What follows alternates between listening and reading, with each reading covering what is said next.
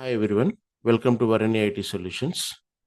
So ఈరోజు topic వచ్చేసేసి DY calculation, అంటే డే క్యాలిక్యులేషన్, లేదా ఇంకొక నేమ్ కూడా ఉంది దీనికి, స్టడీ డే క్యాలిక్యులేషన్ అంటాం అనమాట.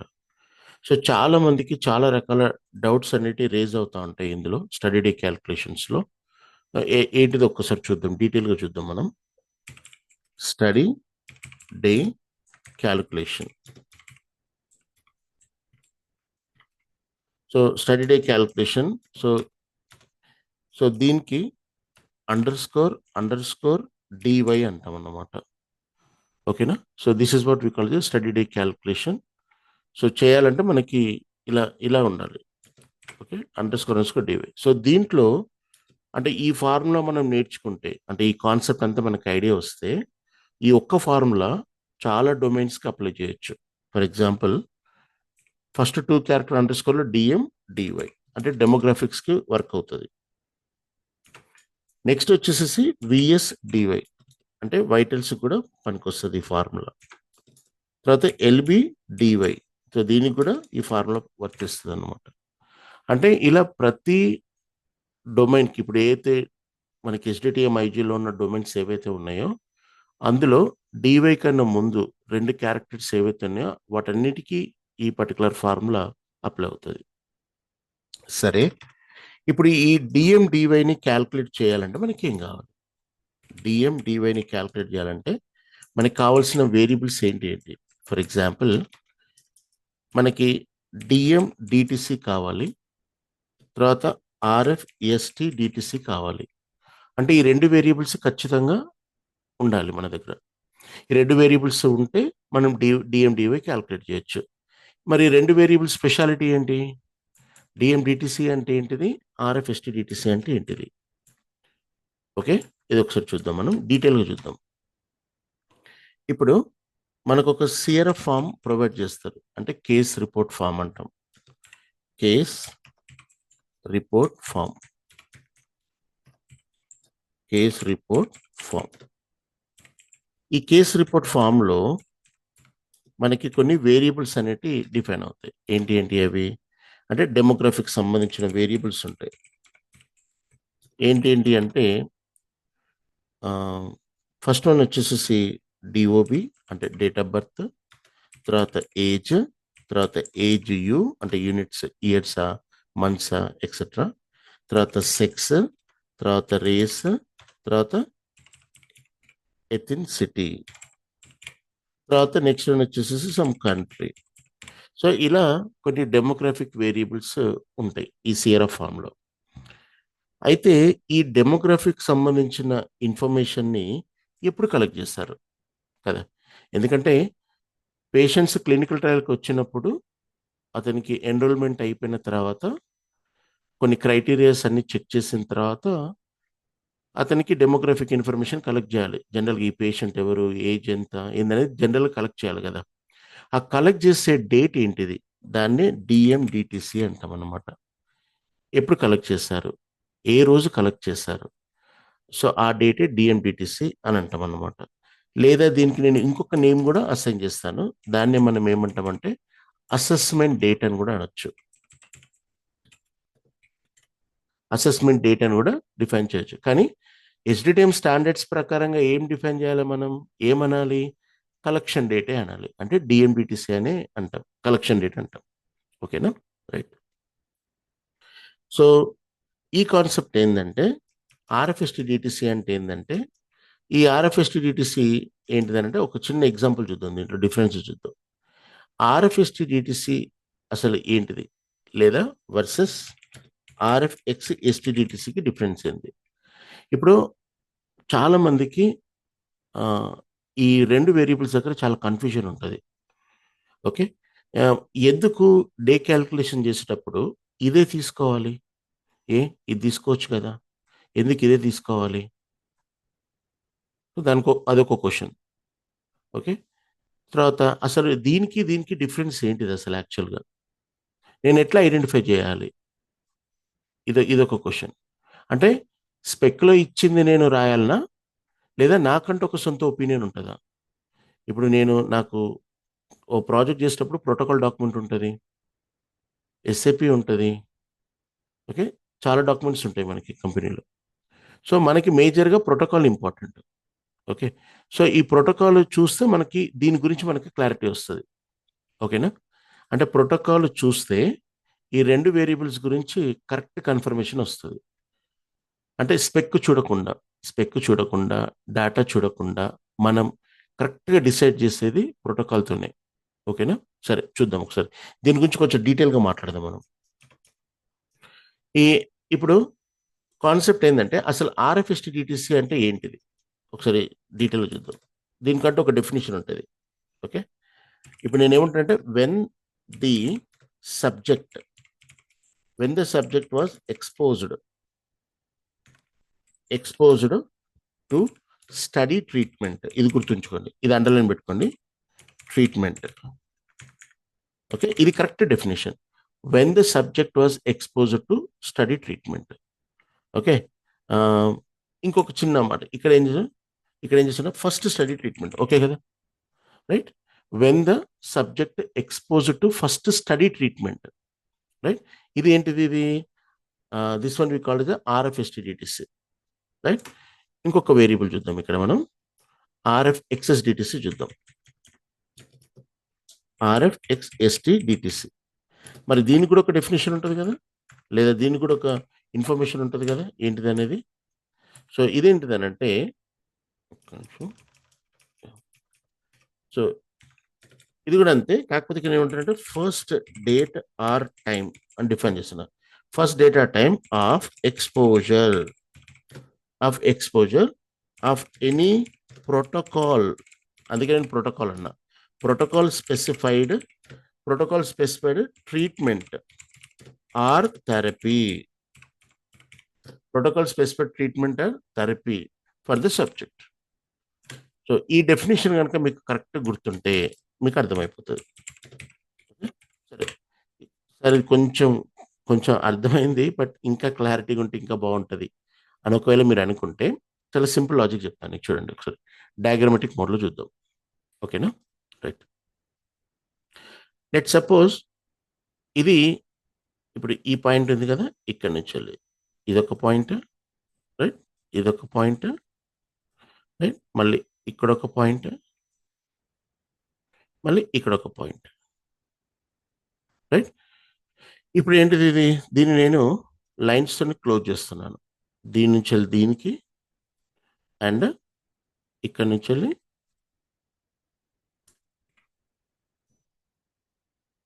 ఇక్కడికి, ఇక్కడ నుంచి వెళ్ళి ఇక్కడికి.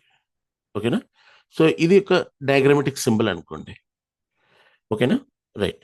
సో ఇప్పుడు ఏంటిది ఈ కాన్సెప్ట్ ఏంటిది.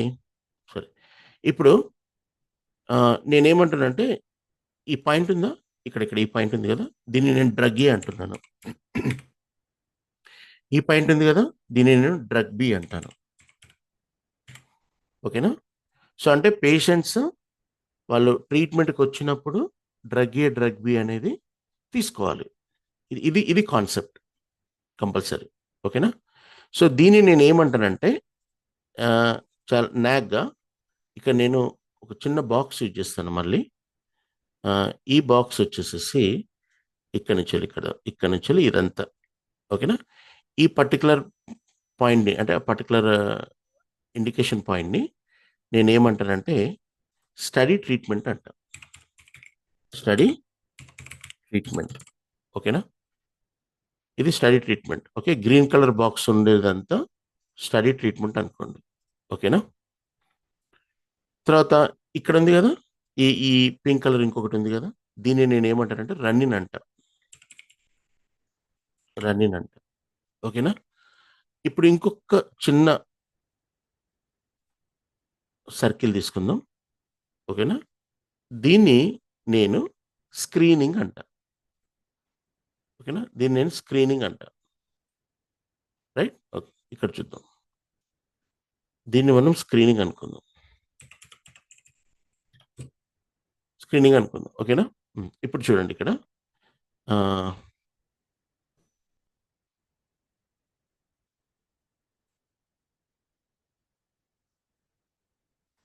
రైట్. సో ఇప్పుడు ఈ స్క్రీనింగ్ నుంచి ఇక్కడికి ఇది రన్నింగ్ కదా. ఇప్పుడు ఏం చేస్తారు చూడండి, ఈ ఫ్లో చూడండి ఒకసారి. పేషెంట్ స్క్రీనింగ్కి వచ్చాడు, రైట్. అతనికి ఎన్రోల్మెంట్ అయింది. అతనికి కొన్ని ఇంక్లూజన్ ఎక్స్క్లూజన్ క్రైటీరియా చెక్ చేశారు. అంటే ఏ పేషెంట్ ఇంక్లూడ్ అవ్వాలి, ఏ పేషెంట్ ఎక్స్క్లూడ్ అవ్వాలి అనేది కొన్ని క్రైటీరియా చెక్ చేశారు. చెక్ చేసిన తర్వాత డెమోగ్రాఫిక్ ఇన్ఫర్మేషన్ ఫిల్ చేస్తారు. ఏది ఇన్ఫర్మేషన్ ఫిల్ చేస్తారు. చేసిన తర్వాత అంత కంప్లీట్ అయిపోయిన తర్వాత కంపల్సరీ రన్నింగ్ పీరియడ్కి వెళ్ళాలి. ఎందుకంటే ఒకసారి ఇట్లా కూడా మనం ఒకసారి చూద్దాం, ఒకసారి ఒక ప్లాసిబో ఇచ్చేసేసి ఒకసారి చూద్దాము, మళ్ళీ ఒకసారి టెస్ట్లు కూడా కండక్ట్ చేద్దాము, ఎట్లా ఉంటుందో రిజల్ట్ అనేది. వాళ్ళు అంటే ర్యాండమైజేషన్ వెళ్ళక ముందు అంటే ట్రీట్మెంట్ గ్రూప్స్ అంటే లైక్ ర్యాండమైజేషన్ అనేది assign the subject to the treatment groups. అంటే ఈ ట్రీట్మెంట్ గ్రూప్స్ అంటే ఇవి డ్రగ్ ఏ డ్రగ్ బికి ఫస్ట్ అసైన్ కాకముందు అంటే ర్యాండమైజ్ కాకముందే రన్నింగ్ పీరియడ్లో ఒక ప్లాసిబో ఇచ్చారు. ఓకే, ఇక్కడ ప్లాసిబో ఇచ్చారు అంటే అప్పటికి ఇంకా ర్యాండమైజ్ కాలేదు, జస్ట్ ఇట్లా ప్లాసిబో ఇచ్చారు. ఇక్కడ ర్యాండమైజేషన్ జరుగుతుంది. మళ్ళీ ఒక పాయింట్ తీసుకుందాం, ఓకేనా. ఇక్కడ ఈ పాయింట్ ఉంది కదా, ఈ పాయింట్ వచ్చేసేసి ఇక్కడ వాళ్ళు ఏం చేశారంటే like before randomisation to study treatment, ఇక్కడ ర్యాండమైజ్ అయ్యారనుకో, దీన్ని నేను చిన్న పాయింట్ ఆఫ్ ఇండికేషన్ తీసుకొని, ఓకే, బిఫోర్ ర్యాండమైజ్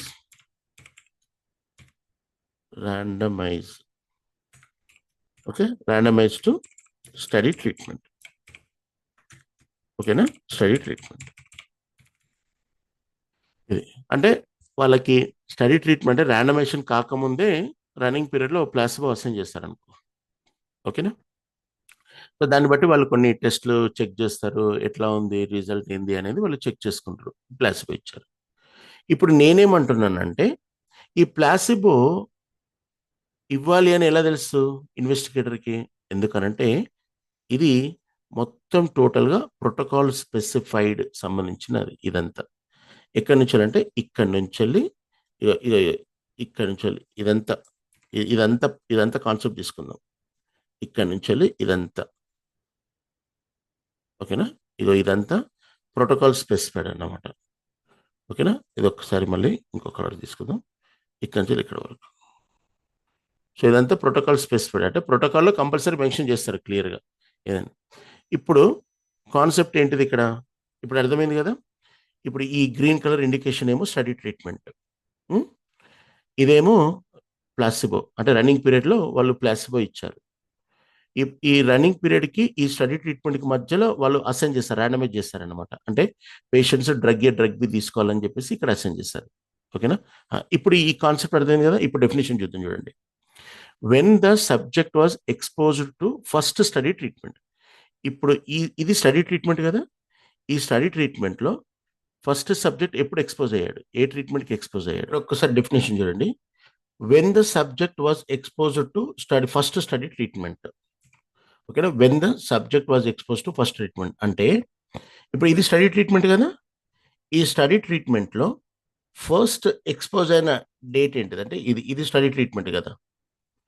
ఈ స్టడీ ట్రీట్మెంట్లో ఫస్ట్ ఎక్స్పోజ్ అయిన ట్రీట్మెంట్ ఏంటిది? So that is nothing but, so దీని అంటే ఏ పేషెంట్ అయితే ఫస్ట్ టైం ఎక్స్పోజ్ అవుతాడో ఈ స్టడీ ట్రీట్మెంట్లో, ఏ డ్రగ్ ఏ కానీ డ్రగ్ బి కానీ, సో దాన్ని మనం ఏమంటే ఆ డేట్ని ఏం పాపులేట్ చేస్తామంటే will be defining as RFSTDTC అని డిఫైన్ చేస్తాం. అంటే ఈ డేట్, ఇందులో ఏ డేట్ అయినా సరే will be defining as RFSTDTC. గుర్తుపెట్టుకోండి, RFSTDTC అని డిఫైన్ చేస్తాం. అంటే ఈ స్టడీ ట్రీట్మెంట్లో ఏ పేషెంట్ అయినా సరే ఒకవేళ స్టడీ డ్రగ్ కనుక ఎక్స్పోజ్ అయితే డ్రగ్ ఏ కానీ డ్రగ్ బి కానీ ఆ ఎక్స్పోజ్ అయిన డేట్ ఉంటుంది కదా, ఆ డేట్ని ఏమంటామంటే RFSTDTC అంటాం మనం, ఓకేనా. రైట్. ఇప్పుడు ఇంకొక కాన్సెప్ట్ చూద్దాం. ఏంటిది? సెకండ్ RFXSDTC అంటే first date are time of exposure of any protocol specified treatment.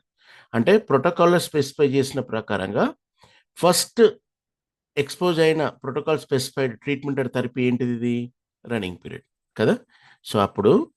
So ఇప్పుడు ఈ సెక్షన్ అంతా ఏది కంప్లీట్గా, సో ఇప్పుడు ఈ సెక్షన్ అంటే ఇక్కడ నుంచి వెళ్ళి ఇక్కడ వరకు, సో ఇందులో సో మనం ఏం చేస్తాం మనము, సో ఈ సెక్షన్లో ఇప్పుడు ఇది ఉంది కదా, ఇది రన్నింగ్ పీరియడ్ డేట్ ఉంటుంది కదా దీనికి. సో ఈ డేట్ని మనం ఏం చేస్తామంటే will be considering as RF excess DTC అంటాం అనమాట. ఆర్ఎఫ్ ఎక్స్ఎస్టి డిటిసి అంటాం. అంటే ప్రోటోకాల్ స్పెసిఫైడ్ ప్రకారంగా ఫస్ట్ డేట్ ఆఫ్ ఎక్స్పోజర్ ఏంటిది ప్లసిబో. సో దీన్ని మనం ఏం చేస్తాం, దీనికి సంబంధించిన డేట్ని ఏం చేస్తాం అంటే ఆర్ఎఫ్ ఎక్స్ఎస్ డిటిసికి పాపులేట్ చేస్తాం. అయితే దీనికి సంబంధించిన నాలెడ్జ్ తెలవాలంటే ప్రోటోకాల్ చూస్తే మనకు ఐడియా వస్తుంది స్పెక్ చూడకుండా. సో ఇది కాన్సెప్ట్ అన్నమాట, ఎప్పుడైనా గుర్తుంచుకోండి. అయితే ఇప్పుడు ఇక్కడ కాన్సెప్ట్ ఏంటిది, డివైని క్యాల్కులేట్ చేయమంటున్నాడు కదా. సో ఇప్పుడు మనకి ఈ డిఎం డివైని క్యాల్కులేట్ చేయాలంటే మనకి ఏమేం కావాలి, ఒకటి డిఎండిటిసి కావాలి, ఒకటి ఆర్ఎఫ్ఎస్టిడిసి కావాలి. అంటే దాని మీనింగ్ ఏంటంటే ఇప్పుడు ఈ డేట్ వద్దు నాకు, ఓకేనా. ఇప్పుడు ఏది కావాలి మరి మనకి ఎగ్జాక్ట్లీ నాకు ఈ డేట్ కావాలి. స్టడీ ట్రీట్మెంట్లో జరిగిన ఏదైతే ఫస్ట్ ట్రీట్మెంట్ తీసుకున్నాడో ఆ డేట్, తర్వాత ఈ కలెక్షన్ డేట్, ఈ రెండు డేట్స్కి మధ్యలో నేను డే క్యాల్కులేషన్ చేయాలనుకుంటున్నాను. దట్ ఈస్ ద కాన్సెప్ట్, ఓకేనా. సో ఇప్పుడు ఒక్కసారి రియాలిటీగా చూద్దాం మనం, ఒక చిన్న ఎగ్జాంపుల్ చూద్దాం మనం, ఓకేనా. సో దాంతో మనకి కరెక్ట్గా క్లారిటీ వచ్చేస్తుంది మనకి. ఓకే, ఫర్ ఎగ్జాంపుల్ ఇప్పుడు నేను దీన్ని లెట్ సపోజ్ ఇక్కడ డిఫైన్ చేస్తున్నాను, ఓకేనా. ఇప్పుడు ఫర్ ఎగ్జాంపుల్ ఇది డిఎండిటిసి అనుకో, ఓకేనా. ఇది డిఎండిటిసి అనుకో, let's define in the red colour. Okay, DMDTC అనుకో. ఈ డిఎండిటిసిలో ఏంటిది, నేను సబ్జెక్ట్ ఐడి ఒకటి, తర్వాత like we say that DMDTC variable ఉంది. 101 అనే సబ్జెక్టు ఇతను ఎప్పుడు ఈ డెమోగ్రఫిక్ ఇన్ఫర్మేషన్ కలెక్ట్ చేస్తాడు, 2020-01- తర్వాత 10th ఇతను ఒక డెమోగ్రఫిక్ ఇన్ఫర్మేషన్ అంటే ఈ 101 పేషెంట్ సంబంధించిన డెమోగ్రఫిక్ ఇన్ఫర్మేషన్ కలెక్ట్ చేస్తాడు. అలాగే 102 పేషెంట్ ఇతను డెమోగ్రఫిక్ ఇన్ఫర్మేషన్ ఎప్పుడు కలెక్ట్ చేస్తాడు, 2020-01- ఇతను 12th డెమోగ్రఫిక్ ఇన్ఫర్మేషన్ కలెక్ట్ చేస్తారు, ఏది సెకండ్ పేషెంట్కి. అలాగనే థర్డ్ పేషెంట్కి 2020-01- సంథింగ్ అరౌండ్ 15th ఇతను డెమోగ్రఫిక్ ఇన్ఫర్మేషన్ కలెక్ట్ చేస్తారు. అంటే ఇప్పుడు నీకు ఏమర్థమైంది ఇందులో, సో ఓవరాల్గా ఈ ఒక్కొక్క పేషెంట్కి సంబంధించిన డెమోగ్రఫిక్ ఇన్ఫర్మేషన్ ఈ డేట్స్లో కలెక్ట్ చేస్తారు, ఓకేనా. నెక్స్ట్ ఇంకోటి చూద్దాం, ఇదేంటిది ఆర్ఎఫ్ఎస్టిడిటిసి అనుకో. ఇప్పుడు ఆర్ఎఫ్ఎస్టిడిటిసిలో ఏదేంటిది, ఫర్ ఎగ్జాంపుల్ సబ్జెక్ట్ ఐడి ఉంది, ఓకేనా. ఇది ఆర్ఎఫ్ఎస్టిడిటిసి అనుకో, డేట్ అనుకో. 101 అనే సబ్జెక్టు ఎప్పుడు ఇతను ట్రీట్మెంట్ తీసుకున్నాడు, 2020 తర్వాత ఎంత -01-11th ఇతను తీసుకున్నాడు, ఎప్పుడు 11th ట్రీట్మెంట్ తీసుకున్నాడు. అలాగే 102 పేషెంట్ 2020-01- ఇతను ఎగ్జాక్ట్లీ 12th తీసుకున్నాడు ట్రీట్మెంట్. ఓకే, ఏది స్టడీ ట్రీట్మెంట్, దాని గురించి మాట్లాడుతున్నా, స్టడీ ట్రీట్మెంట్ తీసుకున్నాడు. అలాగే నెక్స్ట్ 103 పేషెంట్ వచ్చేసరికి 2020-01- 14th ఇతను ట్రీట్మెంట్ తీసుకున్నాడు, ఓకేనా. ఇప్పుడు నేను ఏమంటున్నానంటే ఇప్పుడు దీన్ని బేస్ చేసుకొని మనం డివై క్యాల్కులేషన్ చేద్దాం మనం. Let's see DY calculation. So DM DY calculation చేద్దాం మనం, ఓకేనా. చూడు, ఒకవేళ ట్రీట్మెంట్ కన్నా ముందు కలెక్షన్ డేట్ ఉంటే, అంటే ట్రీట్మెంట్ బిఫోర్ డెమోగ్రఫీ కలెక్షన్ అయిందనుకో, సో ఏం చేయాలంటే సింపుల్గా డిడక్ట్ చేయాలంతే. డిఎండిటిసిని ఆర్ఎఫ్ఎస్టిడిటిసిని డిడక్ట్ చేయాలి. చేస్తే ఎంత వస్తుంది మనకి, -1 వస్తుంది కదా. సో విల్ బి గెటింగ్ -1, ఓకేనా. డన్. అంటే ఎందుకు -1, ఎందుకంటే ఇక్కడ కాన్సెప్ట్ ఏంటిది, ట్రీట్మెంట్కి ముందే ఒకవేళ ఆ పేషెంట్ డెమోగ్రఫిక్ ఇన్ఫర్మేషన్ కలెక్ట్ చేశారనుకో, సో దానికి -1 ఉంటుంది. ఒకవేళ నెక్స్ట్ ఎగ్జాంపుల్లో చూడు, ట్రీట్మెంట్ ఏ రోజు తీసుకున్నాడు, 12th కలెక్షన్ ఎప్పుడైంది, 12th అంటే రెండు ఒకటే డేట్ నాటి జరిగినాయి. ఇటు ట్రీట్మెంట్ ఒక రోజు తీసుకున్నాడు, కలెక్షన్ కూడా ఒకటే రోజు అయింది. అప్పుడు ఏమవుతుందంటే నువ్వేం చేయాలంటే ట్రీట్మెంట్ అదే రోజు కానీ లేదా తర్వాత కానీ డెమోగ్రఫిక్ ఇన్ఫర్మేషన్ కలెక్ట్ చేశారనుకో +1 యాడ్ చేయాలి. గుర్తుపెట్టుకోండి, ట్రీట్మెంట్ అదే రోజు కానీ ట్రీట్మెంట్ తర్వాత కానీ ఒకవేళ డెమోగ్రఫిక్ ఇన్ఫర్మేషన్ కలెక్ట్ చేస్తే అప్పుడు కంపల్సరీ డిడక్ట్ చేసి +1 యాడ్ చేయాలి. ఇప్పుడు ఇది డిడక్ట్ చేస్తే ఎంత వస్తుంది, 0. మరి 0కి కంపల్సరీ ఏం చేయాలి, +1 యాడ్ చేయాలి, అప్పుడు 1 అవుతుంది. అది కాన్సెప్ట్. అలాగనే ట్రీట్మెంట్ అదే రోజు కానీ తర్వాత కానీ ఒకవేళ డెమోగ్రఫిక్ ఇన్ఫర్మేషన్ కలెక్ట్ చేస్తే ఏం చేయాలి, డిడక్ట్ చేసి +1 యాడ్ చేయాలి. సో అప్పుడు ఏమవుతుంది ఇక్కడ, సో ఇప్పుడు ఏమవుతుంది ఇక్కడ, ఏమవుతుంది బేసిక్గా అయితే మనకి 1 వస్తుంది, 1 + 1 ఎంత అవుతుంది, 2. సో అంటే 2 డేస్ తర్వాత, ట్రీట్మెంట్ తర్వాత డెమోగ్రఫిక్ ఇన్ఫర్మేషన్ కలెక్ట్ చేస్తారు. ఇది కాన్సెప్ట్. అంటే వాళ్ళ ఇంటెన్షన్ ఏంటిదనంటే, నాకు ర్యాండమైజేషన్ అయిన ఏదైనా ట్రీట్మెంట్స్ ఉంటే నేను ఆ ట్రీట్మెంట్ని కన్సిడర్ చేసుకొని క్యాల్కులేషన్ చేస్తా తప్ప, ఏదో చూస్తాను, సరే ఒకసారి ట్రై చేద్దాం, ప్లాసిబో ఇచ్చేసేసి ఎట్లా ఉంటుంది అది మనకు అవసరం లేదు. ప్రోటోకాల్ స్పెసిఫైడ్ బేస్డ్గా నేను ఎటువంటి టైప్ ఆఫ్ క్యాలిక్యులేషన్స్ని నేను డిఫైన్ చేసుకోను. ఓకే. ఎందుకనంటే మనకి స్టడీ ట్రీట్మెంటే ఇంపార్టెంట్. సో అందుకే వాళ్ళు ఏం చెప్తారంటే, ఏ క్యాల్కులేషన్ చేసినా సరే, డీఎండివై అయినా, విఎస్డివై అయినా, ఎల్బిడివై అయినా, నువ్వు తీసుకోవాల్సిన వేరియబుల్ ఆర్ఎఫ్ఎస్టిడిటిసి మాత్రమే. గుర్తుపెట్టుకోండి. So this is the technique what you are going to do it. ఓకేనా? So this is all about the DMDY calculation. So ఇప్పుడు నెక్స్ట్ పార్ట్‌లో పార్ట్ 1, లైక్ ఇది పార్ట్ 1 కదా! పార్ట్ 2, పార్ట్ 3లో దీనికి సంబంధించిన ప్రోగ్రామింగ్ ఎలా చేయాలి? ఎలాంటి టైప్ ఆఫ్ టెక్నిక్స్ మనం డిఫైన్ చేస్తామనేది పార్ట్ 2, పార్ట్ 3లో ఎక్స్‌ప్లెయిన్ చేశాను. ఒకసారి అక్కడికెళ్ళి చెక్ చేసుకోండి. ఓకేనా? Thank you.